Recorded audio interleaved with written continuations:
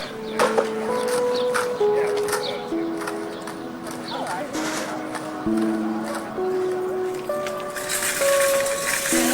have one. Fisheye? I have the original with the MK1 fisheye. Dude, it's so sick. That one's like I used to.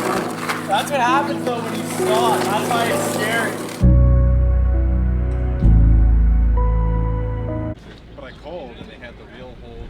I'll do another coffee. I like do like just a black coffee from their little espresso. They had your info? Yeah.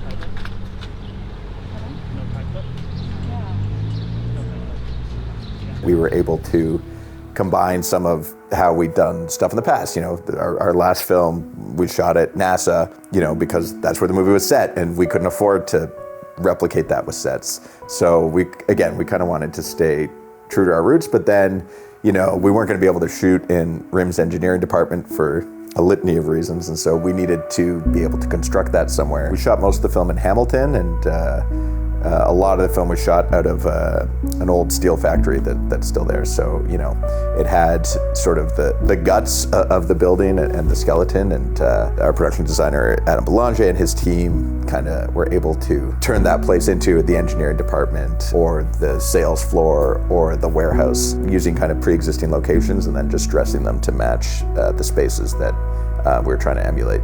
Doing a lot of digging, trying to find like any visuals we could of like what the engineering spaces look like, both in their beginning stages and like when they became like at the height of their popularity. Being in Ontario made it a lot easier to find contacts. It just seemed like everyone we talked to who was like remotely anywhere near Waterloo or even around here, they knew someone that like worked there. So we were able to get like first-hand accounts, but eventually we were able to dig through a lot of effort finding images and a lot of documentation on what those workspaces were like. You're zooming in on these photos, these low-res photos, and trying to figure out what is this machine he's working on exactly, and what are they doing? A lot of circuit boards being created, and you start to figure out what they're actually doing and what machinery would be needed. And then we have to go and try to source that and recreate it, because we want it to be as factual and realistic as possible. You know, sometimes you'll see a movie and it'll be like fake cereal or like ODOs instead of Cheerios, or they're playing generic video games that have clearly just been created by some art director, and you're watching and you're like, this is so pathetic. I knew that we could show these things based on my previous experience working with fair use and with these lawyers who are unbelievable. Chris Perez has done our legals for the last almost decade. He's the guy who basically creates a strategy with us as to how we can show the things that we want to create a cultural snapshot of the real world, which we learned to do really well under Vaughn and the Band the Show. And on this movie, we wanted to take right to the edge. And that's why, you know, we really are playing Command & Conquer, Red Alert, and Doom. You know, there's real magic cards and real comic books, and why I'm reading White Dwarf in the plane ride to New York. I wanted it to be real so that when I watched, I was like, oh yeah, that is what it was like.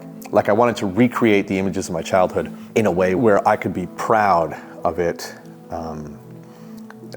looking like the way I remembered it and not needing to fake it, because that would give me the most sickening feeling of uncanny valley. And he just looks so stupid. Also, I think a lot of filmmakers just give in when they hear from a producer or a legal team that they can't do something, and they're just like, oh yeah, I guess I just don't know that I can't do that. But that's such nonsense, because oftentimes the difference between being allowed to do something and not being allowed to do something is just somebody needing to put in some work or doing something they've never done before. And it's a lot easier to say no, especially to young people, than it is to go out and pursue these difficult things.